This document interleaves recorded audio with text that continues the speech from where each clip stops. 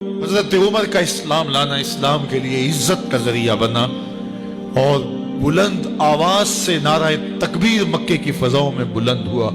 40 مسلمان جب ہو گئے تو پھر میرے رب نے کہا یا ایھا النبی حسبک اللہ، اے نبی تمہارے لیے اللہ کافی ہے، ومن اتبعک من المؤمنین، اور تمہارے لیے اہل ایمان کافی ہے۔ حضور علیہ السلام کے حوالے سے ان کی حساسیت اور ان کا جوش و جذبہ اور ان کی غیرت ایمانی دیدنی تھی۔ حضرت شاہ ولی اللہ محدث دہلوی علیہ رحمہ فرماتے ہیں کہ 17 مقامات پہ قرآن مجید میں حضرت عمر کی رائے کے مطابق قرآن نازل ہوا۔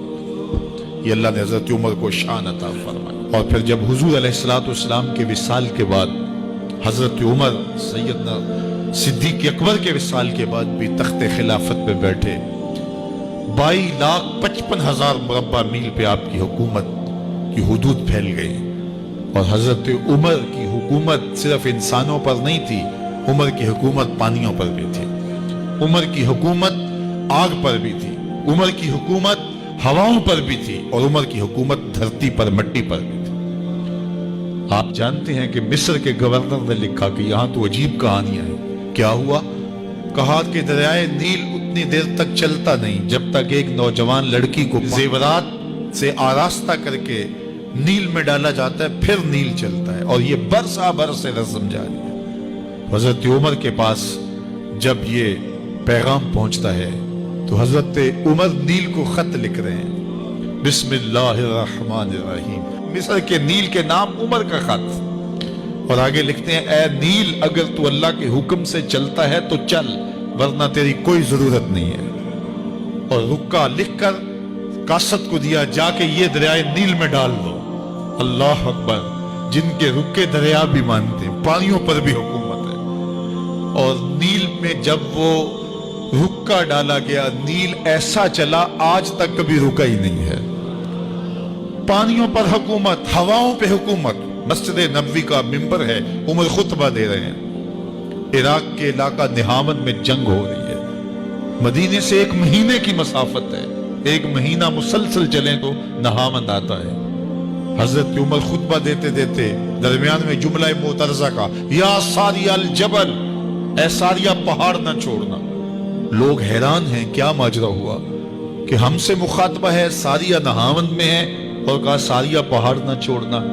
1 مہینے کے بعد جب وہاں سے قاصد آیا، اس نے کہا اللہ نے فتح دے دی۔ کہا کیسے؟ کہا پہاڑ کو چھوڑ کر دشمن پر ٹوٹنے لگے تھے، آگے بڑھنے لگے تھے، ان پر حملہ آور ہونے لگے تھے۔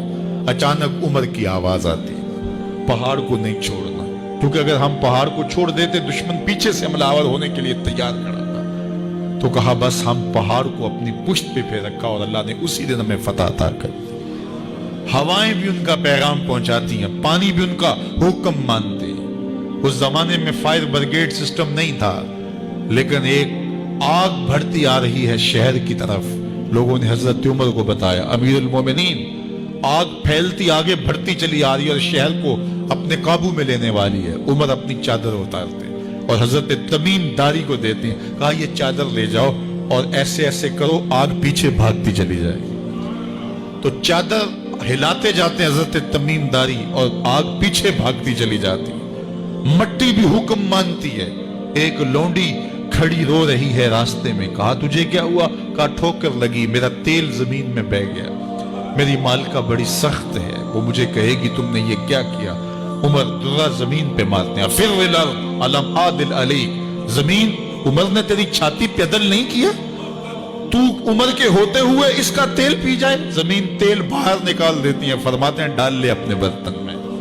تو یہ عمر کے ان کا حکم مٹی بھی مانتی ہے، ان کا حکم ہوائیں بھی مانتی ہیں، دریا بھی مانتے ہیں، ان کا حکم پانی اور آگ بھی مانتی ہے۔ وہ عمر، میرے حضور فرماتے ہیں ان الشیطان یفر من ذل عمر، میرا عمر وہ ہے جس کے سائے کو دیکھ کے شیطان بھی بھاگ جاتا ہے۔